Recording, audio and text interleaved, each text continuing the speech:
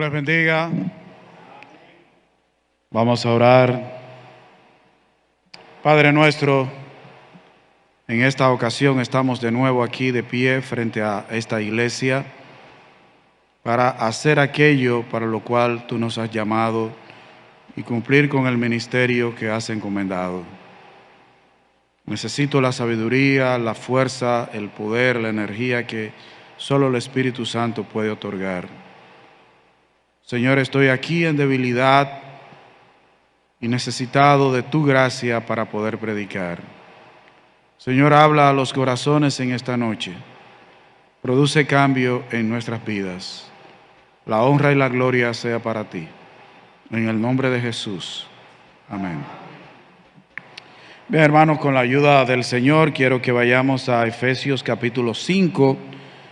Vamos a estar algunos minutos hablando de este capítulo, sobre todo los versículos 1 hasta el 20. Ya yo he predicado antes de esta porción, pero desde otro punto de vista. Cada porción de la palabra de Dios tiene un solo significado, pero puede tener varias aplicaciones. El mensaje de esta noche yo le he titulado Un andar según Dios. Un andar según Dios. En esta carta del apóstol Pablo a los Efesios no se trata ningún problema específico como en otras epístolas que el apóstol era usado por el Espíritu Santo para corregir problemas de conducta, problemas doctrinales. En esta carta no se puede apreciar esto, pero sí podemos inferir algunas cosas que el Espíritu Santo puso en el corazón del apóstol Pablo cuando envió esta epístola, esta misiva a los Efesios. Al regreso de su tercer viaje misionero, Pablo dijo a los ancianos de Éfeso, se encontró con ellos en Mileto, y les dijo que tuvieran cuidado de los malos maestros de afuera y de los creyentes profesantes que de dentro enseñarían cosas perversas, y eso lo podemos ver en Hechos 20. Desde la perspectiva de Apocalipsis, se puede ver que la iglesia de Éfeso tuvo éxito en mantener a raya a los falsos maestros. Eso está en Apocalipsis capítulo 2, pero falló en mantener el fervor de su primer amor por Cristo. Hermanos, es posible nosotros tener una sana doctrina y no tener amor. Y las dos cosas deben ir juntas. La verdad en amor. La verdad sin amor es fanatismo o dureza de corazón, y el amor sin verdad convierte a la persona en un emocionalista. La iglesia de Éfeso mantuvo a raya a los falsos, pero el apóstol les recriminó en Apocalipsis que habían dejado su primer amor, su fervor por Cristo. Y nosotros encontramos en 1 Timoteo capítulo 1, versículo 5, que el apóstol Pablo le escribió desde Macedonia a Timoteo, que estaba en Éfeso, para que él completara la obra, lo que faltaba allí, y que la instrucción fuera para que los efesios pudieran tener un amor nacido de corazón limpio y de buena conciencia y de fe no fingida. De manera que los santos de Éfeso necesitaban que se les enfatizara el tema del amor. Pero ese no es el tema que yo voy a hablar esta noche. Pero sí es para mostrar esta iglesia. Y les voy a decir algo que no está en la Biblia, pero que a nosotros debe hacernos meditar. Esto está acorde con el contenido de la epístola a los Efesios, porque la forma verbal de la palabra amor en griego, el apóstol lo usa 9 veces, sin embargo, en todas las demás epístolas las utilizó 23 veces. El sustantivo amor lo usó 10 veces en Efesios, sin embargo, en todas sus demás epístolas sumado son 65 veces. Lo que quiere decir que en la epístola a los Efesios, el apóstol Pablo habló del amor más que en sus otras epístolas. Y esta carta a los Efesios comienza con el amor, capítulo 1, versículos 4 y 6, y la epístola termina con el amor en el capítulo 6, versículos 23 y 24. También Efesios enseña que los creyentes, tanto judíos como gentiles, son uno en Cristo. Realmente la Biblia dice que de ambos hizo uno, quitando la pared de separación, lo cual se demuestra por el amor que se tienen los unos por los otros. Ese amor solo puede venir de Dios. Posiblemente Pablo, al darse cuenta de que los creyentes empezaban a abandonar su primer amor, escribió esta epístola para animarles a amar tanto a Dios como a sus hermanos creyentes. Y lo que les dije que tiene que ver con Éfeso y esta carta, esta iglesia, a propósito del terremoto en Turquía. Hermanos, las iglesias a las cuales se les escribieron las epístolas en Apocalipsis estaban en Turquía. Y una sola de esas no queda en Turquía. Desaparecieron las 7 iglesias, incluyendo la iglesia a la que el Señor no le recriminó nada, sino que la alabó, desapareció. Tengo entendido que el templo de la iglesia en Éfeso cayó ahora con el terremoto. Se destruyó, ese templo cayó. Hermanos, el asunto, esta iglesia, quien comenzó esta iglesia fue el apóstol Pablo. Escribió una carta a esa iglesia inspirado por el Espíritu Santo. En Apocalipsis se le envía un mensaje al pastor de esa iglesia. Sin embargo, esa iglesia desapareció con el tiempo. Se defendió de los falsos maestros, pero perdió el primer amor al Señor. A veces nosotros pensamos que teniendo las condiciones ideales podemos tener éxito. La iglesia en Éfeso tuvo a Timoteo como pastor en ella y desapareció.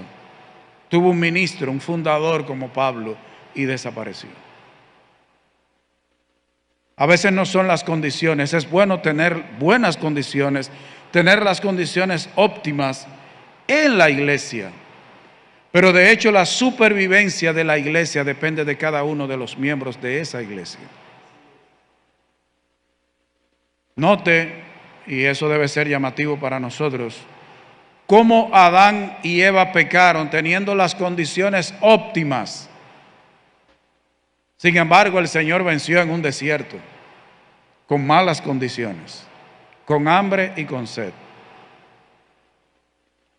Algunos teólogos han dividido el libro a los Efesios en 2 partes, y de eso yo le hablaba a los caballeros en la predicación que tuve con ellos. Les estuve hablando del capítulo 4. Las 2 partes en que algunos estudiosos han dividido la epístola a los Efesios es los indicativos del Evangelio, capítulos 1 hasta el 3, que indica lo que se refiere a la obra de Dios por nosotros. Recuerde, y esto no es una clase de gramática, pero el indicativo habla de cuando se recibe la acción del verbo. Los capítulos 1 al 3 de la carta a los Efesios hablan de la obra de Dios a favor del ser humano. Sin embargo, la segunda división tiene que ver con los imperativos del Evangelio, capítulo 4 al 6, que se refiere a lo que Dios demanda de nosotros. Los primeros 3 capítulos, lo que Dios ha hecho, cuál era la condición nuestra. Porque la condición de los efesios sin Cristo es la misma de toda la humanidad. ¿Qué éramos sin Cristo? La obra de Dios a favor de nosotros. Y los capítulos 4 al 6, lo que Dios demanda de nosotros. Hay gente que piensa que en el Evangelio no hay ley, que el evangélico es para vivir como el chivo sin ley. Pero no, el Evangelio tiene ley, tiene demanda. Precisamente durante algunos minutos vamos a ver el capítulo 5, que está en el área de los imperativos o demandas del Evangelio, lo que Dios espera de sus hijos después de lo que Él ha hecho por cada uno. Por nosotros y en nosotros. comenzando los versículos 1 hasta el 5, que dice Efesios 5, 1 al 5, sed pues imitadores de Dios como hijos amados, y andad en amor, como también Cristo nos amó y se entregó a sí mismo por nosotros, ofrenda y sacrificio a Dios en olor fragante. Pero fornicación y toda inmundicia o avaricia ni aun se nombre entre vosotros, como conviene a santos, ni palabras deshonestas, ni necedades, ni truhanerías que no convienen, sino antes bien acciones de gracias. Porque sabéis esto, que ningún fornicario o inmundo o avaro que es idólatra tiene herencia en el reino de Cristo y de Dios. La primera demanda en este capítulo, el primer imperativo, lo que Dios requiere, debemos imitar a Dios, lo que dará como resultado un estilo de vida que su distintivo será un amor como el de Cristo. Aquí dice que debemos ser imitadores de Dios. Lo que nos está instando el Señor aquí en su palabra, en la Biblia, es que nosotros debemos aspirar a llegar a ser como Dios, procurar parecernos a Él. Esa debe ser la aspiración de todo cristiano. Ahora, ¿cuándo eso va a ser así? Nunca. Lo que quiere decir que ningún cristiano puede sentirse satisfecho con la condición actual de su corazón. No sé, hay cristianos que ellos se sienten muy conformes con su vida, pero eso no debe ser lo correcto. Porque dice aquí que debemos ser imitadores de Dios como hijos amados. ¿Usted se imagina un padre que se entere que su hijo aspira a ser como el del colmado? ¿A qué aspiran los padres? A que sus hijos quieran ser como él o aún mejores que él. Nosotros como hijos amados debemos aspirar. El deseo de nuestro corazón debe ser iguales a Dios. ¿Qué dice la misma palabra de Dios? Que Él crezca, pero yo mengüe.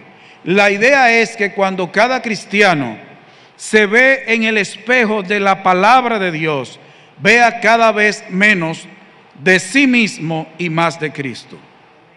Cada vez que yo me acerco a la palabra de Dios, cada vez que yo en privado o en el culto me acerco y me veo en la palabra de Dios, yo debo ver menos de Amado Silvestre y más de Cristo. Lo que quiere decir que nosotros no debemos ser conformistas con nuestra condición espiritual. Y eso va a dar como resultado una vida, un estilo de vida que se distingue por el amor. Dice, y andad en amor. Andar aquí es un conducirse, es un caminar, como también Cristo nos amó. Usted ve cuál es el parámetro: Cristo, y se entregó. Un verdadero hijo de Dios, un verdadero imitador de Dios, un cristiano que aspira a parecerse a Dios, debe tener como característica distintiva el amor. El Señor dice en su palabra que el mundo sabría que somos sus discípulos si nos amamos los unos a los otros, si nos damos, si nos entregamos los unos a los otros. Y aquí dice que debe ser ofrenda y sacrificio a Dios en olor fragante. El Señor se entregó a sí mismo por nosotros. La ofrenda de Cristo fue Él mismo. Y antes que nuestro dinero, antes que nuestro tiempo, antes que cualquier cosa material que nosotros podamos dar, el Señor quiere que seamos nosotros los que nos demos. Ese es el sacrificio que nosotros, un culto racional. Y aquí aparecen algunas cosas que uno diría, pero ¿qué tiene que ver eso con el amor? Dice fornicación, inmundicia, avaricia, palabras deshonestas, necedades, truhanerías, cosas que dice aquí que no convienen. inmundicia, cosas que son ídolos. Nosotros tenemos ídolos en nuestros corazones. La persona cristiana que dice que no tiene ídolos en el corazón está mintiendo. Porque cada vez que nosotros pecamos es porque eso en ese momento nos complace más que Dios. Hay ídolos. Cada día nosotros tenemos que ir deshaciéndonos de ídolos que tenemos en nuestras vidas. Dios nos enseña que lo que vinimos a hacer en la conversión, tenemos que continuar siéndolo diligentemente después de la conversión. Note que es un andar, un vivir que procura la santidad y el amor en el trato para con los demás y en el manejo de nuestras posesiones. Por ejemplo, una persona que es imitador de Dios, en lugar de practicar la fornicación, por amor al otro, no va a fornicar. Por amor al otro. Una persona que ama no practica la inmundicia con otro, no es avaro. Da, se da y da por amor, por amor. No va a usar palabras deshonestas contra el otro, ni va a practicar la necedad contra el otro. Usted ve, es un estilo de vida que practica el amor. Y dice el versículo 5 que cualquier persona que practica esas cosas, que aquí dice que un imitador, un hijo de Dios que lo imita, no debe practicar, dice que no tiene herencia en el reino de Cristo y de Dios. Los avaros no heredan el reino de Dios, los fornicarios, los deshonestos, los inmundos, los que practican la necedad, los truhanes,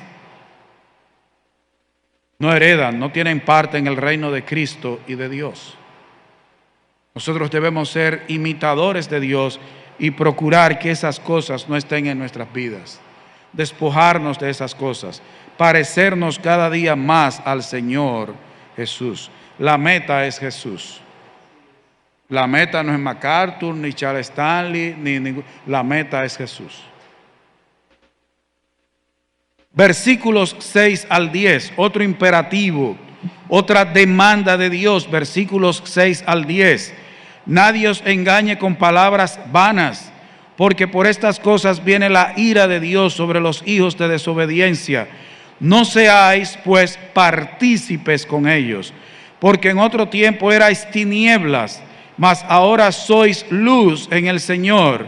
Andad como hijos de luz, porque el fruto del Espíritu es en toda bondad, justicia y verdad, comprobando lo que es agradable al Señor. Aquí dice que nadie os engañe con palabras vanas, vanas. No debemos permitir el ser engañados por las palabras vanas, sin provecho de los hombres. Tal cosa se considera andar en tiniebla espiritual.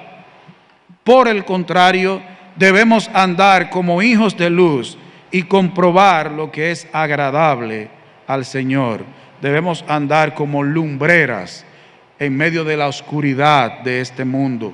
No dejarnos engañar por las palabras vanas, vacías, sin provecho de los hijos de desobediencia. Dice, porque por estas cosas viene la ira de Dios sobre los hijos de desobediencia. Un verdadero hijo de Dios no se debe dejar engañar por las palabrerías de los hombres. ¿Qué le dijo el apóstol Pablo a los corintios? Que cuando él fue a donde ellos, no fue con palabras de vana sabiduría, que lo único que él se propuso saber entre ellos fue a Cristo y a ese crucificado. Hermanos, este mundo está lleno de vana palabrería. Y hay lo que le llaman sofismas. Los sofistas son personas que toman la mentira y la ponen de tal manera que parece verdad, pero en el fondo sigue siendo mentira. Nosotros en nuestro país tenemos grandes sofistas. Es una palabra muy bonita para decir manipuladores, mentirosos. Tenemos grandes sofistas. Personas que toman la mentira, la disfrazan, la tuercen. Hermano, nosotros tenemos la palabra de Dios. Nosotros tenemos la palabra profética más segura, a la cual hacemos bien en estar atentos. Toda verdadera predicación de la palabra de Dios debe explicar la Biblia. Que se entienda la palabra de Dios, porque ella no fue escrita en español, fue escrita en griego, en hebreo y algunas partes en arameo. Las predicaciones deben ser para que la persona aprenda la palabra de Dios y aprenda a aplicarla a su vida, conozca la voluntad de Dios. Tenemos la Biblia, hermanos. Usted sabe que sucede que a veces nosotros los cristianos queremos que el mundo nos tome en cuenta. Queremos ser importantes para el mundo y quitamos la vista de lo que dice la Biblia, o nos da vergüenza decir lo que dice la Biblia. Ahora hay un disgusto en el mundo evangélico en la República Dominicana entre los cantantes, porque los sacaron de premio soberano. Este año los cantantes cristianos de la República Dominicana no van a recibir su soberano. Y ellos se están matando porque ellos quieren ir al soberano. Lo primero es que si usted canta para la gloria de Dios, no debe recibir premio de los hombres. Y eso lo patrocina una bebida alcohólica. Pero entonces ellos no, porque así nosotros cuando vamos a esos premios le damos la gloria a Dios. Pero ¿quién es que pone la estatuilla en su casa? El cantante. Y le disfrazan y este mundo le dice, sí, tú puedes ir a buscar el premio, porque en definitiva la música no tiene religión, la música no tiene nacionalidad, la música es un lenguaje universal. Y nosotros ahí lo que estamos premiando la música y la buena letra. Ustedes tienen esa música en oculto, en las cuatro paredes de sus templos. Dense a conocer eso. Pero verdaderamente, entonces cuando me den el premio van a saber que yo tengo una canción que se titula Santidad en Chancleta. Y todo el mundo va a querer comprar esa canción, Santidad en Chancleta, y van a oír ese mensaje de que usted puede ser santo andando en chancleta. Hermano, eso es engaño del mundo. Mira a ver si el mundo coge en los Grammy y le da un premio a la música supuestamente cristiana. Realmente no es cristiana. Es una música que se llama gospel, que parece cristiana.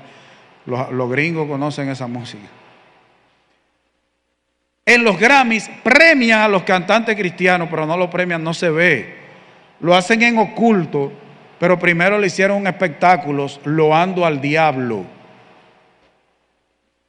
Y los cantantes evangélicos matándose para que le den su Grammy.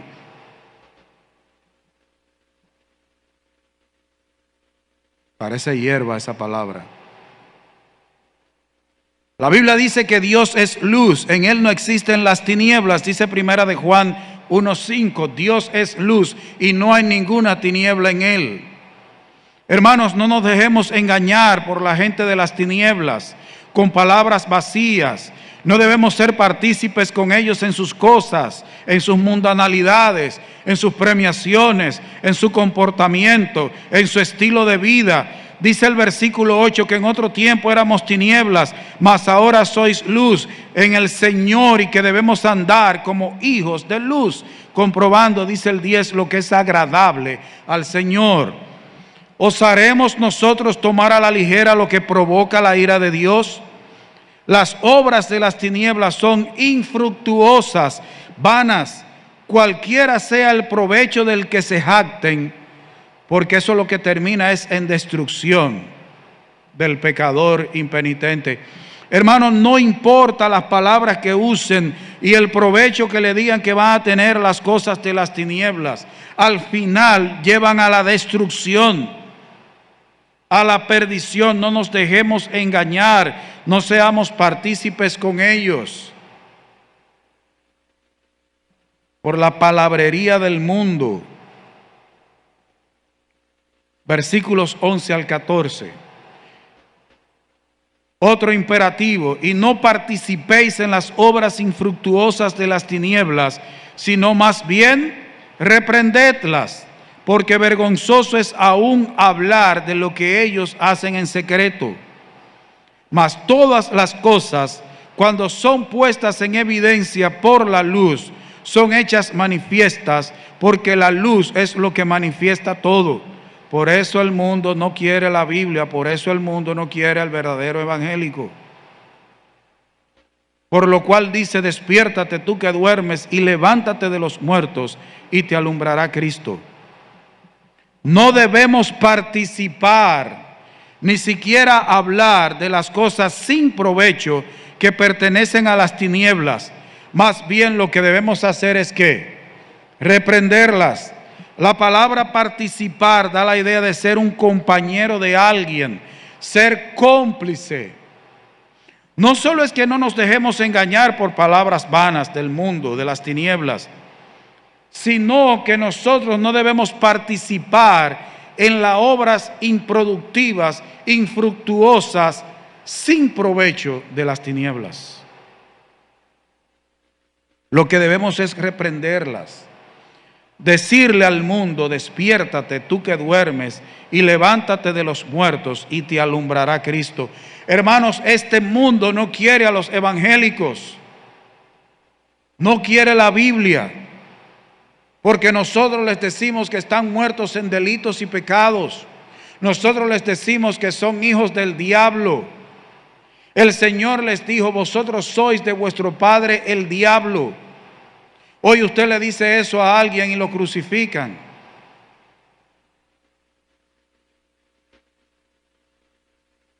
El mundo no quiere eso, quiere que le digamos que están bien y que participemos con ellos, que seamos cómplices. Hay muchas maneras de inducir o de participar en los pecados ajenos: felicitando, aconsejándole que lo sigan haciendo, consintiendo, ocultando. Si participamos con el prójimo en sus pecados, debemos también esperar participación en sus plagas. Hermanos, si nosotros participamos en las obras infructuosas de las tinieblas, debemos esperar entonces que lo que le suceda a ellos también nos suceda a nosotros. Si no reprendemos los pecados de otros, los pecados de este mundo, nos estaremos haciendo cómplices con el mundo. Hermanos, debemos seguir el ejemplo de los profetas, de los apóstoles. Debemos llamar a los que están durmiendo, a los muertos que están en sus pecados, en sus delitos, para que se despierten, para que se levanten, para que los alumbre la luz de Cristo, para que el Espíritu Santo los vivifique con la palabra santa de Dios. Estaba ahorita hablando con uno de los jóvenes de la iglesia. El mundo usa a los evangélicos, se aprovecha del respeto de los evangélicos. Hay alguien aquí en Atomayor, comenzó a pastorear una iglesia aquí en Atomayor, mucho respeto de los jóvenes, de todos aquí en el pueblo. Los políticos comenzaron a andarle atrás para que fuera maestro de ceremonia en sus actividades políticas. Lo enrolaron, lo nombraron. Ya ni las iglesias ni ellos lo respetan. Lo trastornaron, se dejó trastornar por el mundo. El mundo quiere poner a los cristianos en sus boletas, porque el cristiano le consigue votos, pero después los dejan sin voz ni voto. Hermanos, mucho cuidado, mucho cuidado. Dios dice aquí que no participemos en las obras infructuosas de las tinieblas. En este asunto del aborto, de las 3 causales, del Código Penal, en una acera hay cristianos cantando himnos al Señor, haciendo arenga a los senadores para que aprueben el Código Penal sin las 3 causales, porque nosotros somos pro vida, no solo por ser pro vida, sino es que Dios es pro vida. Él dice que nos conoce desde el vientre. Nosotros entendemos que el ser humano es ser humano desde el vientre. Pues en la acera de enfrente hay un grupo también con pancartas, con bocina, que ellos dicen que son cristianos y que se debe aprobar el código con las 3 causales.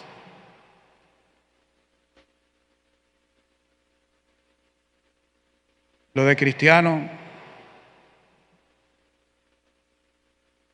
habría que ver. Mucho cuidado, hermanos, con dejarse utilizar. Versículos 15 y 16. Mirad, pues, con diligencia cómo andéis, no como necios, sino como sabios, aprovechando bien el tiempo, porque los días son malos.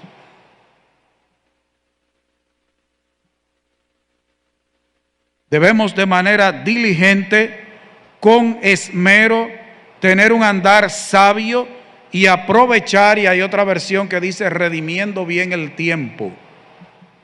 Debemos redimir, rescatar bien el tiempo, porque estamos en tiempos peligrosos, en tiempos difíciles. Dice que los días son malos, y esta expresión significa calamitosos, dañinos, viciosos. Hermanos, no estamos nunca, la humanidad desde Edén hasta acá ha estado bien. Pero hermanos, cada día la humanidad peca con más descaro y cada día la peligrosidad, la inseguridad es peor.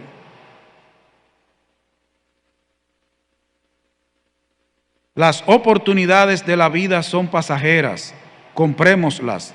Son muy valiosas porque forman la semilla de la eternidad. Hermano, cada partícula de tiempo es parte de la eternidad. Lo que quiere decir que cuando nosotros desperdiciamos el tiempo, estamos desperdiciando parte de la eternidad. En la otra vida recogeremos las cosechas que hemos sembrado ahora. Da a cada minuto fugaz algo que guardar. Cada minuto, cada segundo hay algo en que nosotros podemos aprovecharlo. Había un obispo llamado Juan Crisóstomo que cuando él era joven, él guardaba silencio durante muchos días para desprenderse de un mal hábito que él tenía que lo distraía. Pero el método de Dios es mejor, es dar lugar al Espíritu Santo y llenarnos de Él. Dice, mirad pues con diligencia cómo andéis, no como necios. Y hermano, la palabra que aquí se tradujo necio, en el idioma original es estúpido. Dice que el cristiano debe mirar con diligencia cómo anda, que no debe andar como un estúpido, sino como alguien docto. Eso es lo que dice en el original griego. Lo único que el lenguaje es fuerte. El tiempo es un talento que Dios nos da y se malgasta y se pierde cuando no se usa conforme a su intención. Si hasta ahora hemos desperdiciado el tiempo, debemos doblar nuestra diligencia para el futuro. Cuán poco piensan los hombres en el momento en que en su lecho de muerte miles redimirían el tiempo de manera alegre si pudieran. Sin embargo, a cuántas banalidades y vacuidades sacrifican el tiempo ahora. Hermanos, en el lecho de muerte hay gente que pagaría para devolver el tiempo. Pero cuánto lo desaprovechan, lo malgastan ahora. Ya ahí no hay oportunidad. La gente es muy buena para quejarse de los malos tiempos. Bueno sería si eso nos estimulara para redimir el tiempo. Debemos ser prudentes, hermanos, y entendidos en los tiempos. entendidos y aprovechar bien el tiempo. Versículos 17 al 20. Por tanto, no seáis insensatos, sino entendidos de cuál sea la voluntad del Señor. No os embriagáis con vino, en lo cual hay disolución. Antes bien, por el contrario, sed llenos del Espíritu Santo, hablando entre vosotros con salmos, con himnos y cánticos espirituales, cantando y alabando al Señor en vuestros corazones, dando siempre gracias por todo al Dios y Padre, en el nombre de nuestro Señor Jesucristo. Hermanos, nosotros debemos conocer la voluntad de Dios, ser llenos del Espíritu Santo para de esa manera adorar a Dios y edificarnos. Dice aquí que no debemos ser insensatos, necios, tontos, sino tener entendimiento, conocer la voluntad de Dios, lo que agrada a Dios. El cristiano no debe ser ignorante de la voluntad de Dios. Usted y yo nunca nos vamos a aprender la Biblia, pero todo lo que usted y yo necesitamos para la vida y la piedad nos ha sido dado por Dios en su palabra. Nosotros lo que a veces estamos es buscándole la quinta pata al gato, cuando lo que Dios dice no nos agrada y queremos hacer lo que sí nos agrada. Y queremos buscar subterfugios. En la frontera, en algunos lugares de la frontera de Estados Unidos con México, hacen túneles para pasar de México a Estados Unidos. Han puesto sensores para detectar movimiento. Y por ahí no solo pasa gente, pasa droga, botellita de agua, que se muera del calor y se muera del hambre. La gente siempre vive buscando subterfugios, buscando por dónde meterse. Y así lo hace en lo espiritual. Siempre nosotros andamos buscando por dónde meternos, a ver si hay en la empalizada espiritual que Dios tiene, hay alguna abertura por donde podemos pasar. Y lo que hacemos es quedarnos atorados. La ignorancia de nuestro deber y la negligencia con nuestras almas son una muestra de la necedad más grande. Cuando estemos afligidos o agotados, no procuremos levantar nuestro ánimo con cosas artificiales, o sea, nuestro ánimo espiritual, porque es abominable y dañino y solo termina haciendo que haya más tristeza y más dolor. Procuremos entonces, por medio de la oración ferviente y del estudio diligente de las Sagradas Escrituras, ser llenos con el Espíritu Santo. Y la expresión ser llenos no es que Dios nos va a dar más del Espíritu Santo, porque ya el Espíritu Santo habita en nosotros lo que va a habitar. La expresión ser lleno es estar controlado bajo el gobierno del Espíritu Santo.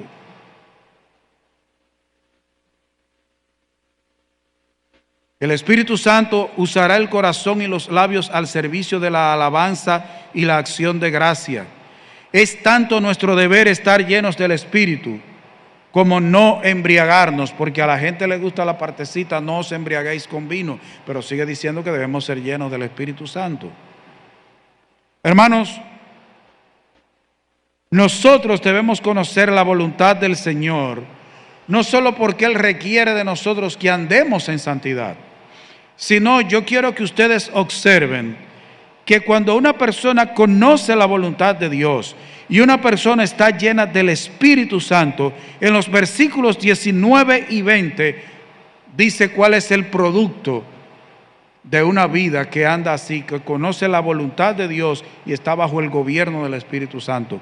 Es adoración a Dios con un corazón genuino y como agrada a Dios. Dice que entre nosotros debemos hablar con salmos, con himnos, con cánticos espirituales, cantando y alabando al Señor en nuestros corazones, dando siempre gracias por todo al Dios y Padre en el nombre de nuestro Señor Jesucristo. Hermano, cuando un cristiano está lleno, controlado, dirigido por el Espíritu Santo, conoce la voluntad de Dios, conoce qué es lo que le agrada a Dios, va a tener entonces la adoración correcta. ¿Usted sabía que hay iglesias en las cuales Dios es irrespetado? Y en algunos cultos de iglesias llamadas evangélicas a veces hasta se blasfema a Dios porque no conocen la palabra de Dios. Y dicen que hacen esas cosas bautizados por el Espíritu Santo. Le están agregando otra blasfemia. El Espíritu Santo nunca va a hacer nada que produzca que la alabanza, el respeto, la reverencia debida a Dios disminuya. Y el Espíritu Santo nunca va a producir una adoración que sea contraria a la palabra de Dios. Todo lo que el Espíritu produce va en línea con la palabra de Dios. Debemos conocer la voluntad de Dios y vamos a tener corazones agradecidos. ¿Usted sabe por qué nosotros no somos más agradecidos? Primero, porque no conocemos quién es Dios.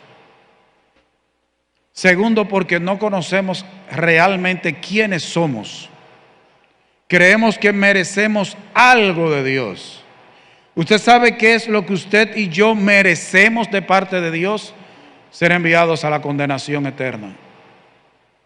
Hermanos, todo lo que sucede en nuestra vida, aunque usted no lo crea, es para nuestro bien y para la gloria de Dios. Es para formar nuestro carácter. ¿Usted sabe cuál es una de las bendiciones que tiene que me digan que me toca orar, predicar? Cuando a mí me dicen que me toca predicar en tal o cual culto, eso es una bendición. ¿Sabe por qué? Porque tengo que dedicarme a la oración y al estudio de la Biblia. Y todo lo que me lleve al trono de la gracia de Dios y a buscar en su palabra es una bendición, aunque yo no lo crea en ese momento. No importa que tú estés pasando por aflicción, esa aflicción quiere la gloria de Dios y formar a Cristo en ti. Si tú estás pasando por aflicción y vas al trono de la gracia de Dios, ya eso es bendición. ¿Usted quiere mayor bendición que buscar el rostro de Dios en oración? Buscar dirección en su palabra. Eso es una bendición. Todo el pueblo de Dios tiene razón para cantar de júbilo. Aunque no siempre estemos cantando, debemos estar siempre dando las gracias. Nunca nos debe faltar la disposición para este deber, porque nunca nos faltará tema a través de todo el curso de nuestras vidas. Te guste o no la caja, puedes estar seguro de que el contenido es lo mejor que Dios tiene para ti. Hermanos, nosotros debemos conocer cuál es la voluntad del Señor. Y eso nos llevará a ser cuidadosos a la hora de estar diciendo amén y gloria a Dios. Hermano, hemos visto a grandes rasgos, porque este capítulo hay que irlo analizando muy detenidamente, pero a grandes rasgos, algunas de las demandas y expectativas que Dios tiene para con aquellos que ya han creído en Cristo y han recibido en sí mismos los beneficios de la obra salvadora de Cristo. Muchos quisieran anular estas cosas de sus Biblias o ser selectivos a la hora de leer y estudiar la Biblia. Pero Dios tiene imperativos, Dios tiene mandamientos, Dios tiene estatutos, Dios tiene decretos, Dios tiene leyes, Dios tiene principios que deben regir y guiar la vida de los que se dicen ser cristianos. Dios demanda y exige de sus hijos una vida diferente a la de los demás seres humanos. Una vida de santidad entregada a Dios, a su adoración y a servir a los demás. Si tú no estás viviendo así, estás viviendo una vida vacía y digna de lástima y conmiseración. Los amigos que nos puedan estar visitando deben saber que la vida cristiana no es una vida para simplezas y para tan solo buscar los beneficios de Dios, sin Dios y sin las demandas de Dios. Hay un evangelio por ahí que no es el evangelio de Cristo, que le habla a la gente de bendiciones y beneficios aparte de Dios. La salvación es gratuita, pero la vida cristiana tiene un alto costo que en alguna ocasión puede ser hasta pagar con la vida. Pero mi llamado en esta noche es que creas en Cristo, que te arrepientas y te conviertas, porque no hay mejor vida que la que se vive con Cristo y en Cristo. Por la gracia de Dios, en mayo de este año va a ser 43 años de yo estar en los caminos de Cristo. Con problemas, necesidades económicas en algunos momentos, en otros abundancia, enfermedades, salud, problemas de relaciones interpersonales, mi esposa aguantándome, yo aguantándola a ella porque creyó que yo iba a dejar la mitad nada más. Pero hermano, yo la vida cristiana y la esperanza en Cristo, yo no lo cambio absolutamente por nada. Por nada.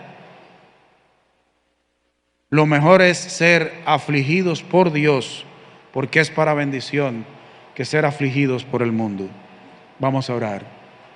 Señor, gracias por tu palabra. Es una bendición tenerla. Cuánta profundidad en tu palabra. No me canso de meditar en ella, de buscar en ella, de que tú me hables con ella. Oh, Señor, tú tienes demandas en tu palabra para nosotros. Tú quieres que nosotros vivamos un estilo de vida diferente a los demás seres humanos. No somos iguales. No porque somos humanamente mejores, sino porque somos tus hijos salvados por gracia, por Cristo Jesús. Porque el Espíritu Santo vive en nosotros, porque somos parte de tu familia. Señor, ayúdanos a entender estas verdades. Ayúdanos a vivir como gente que es de la luz, que vive en luz y que da el fruto del Espíritu. Vive conociendo tu voluntad, haciendo tu voluntad, pregonando tu palabra bajo la dirección, el control, el dominio y el gobierno del Espíritu Santo. Señor, ayúdanos a entender y a vivir de acuerdo a la vocación a que hemos sido llamados. Y Señor, los amigos que están aquí en esta noche, que no conocen a Cristo Jesús, entiendan que están perdidos, están en tinieblas, son rebeldes, están bajo condenación, tu ira está sobre ellos, son hijos de ira, y que esta noche deben acudir corriendo de manera presta al único que puede reconciliarles contigo, que es Cristo Jesús. Glorifícate en esta noche, en el nombre de Jesús. Amén. Dios les bendiga.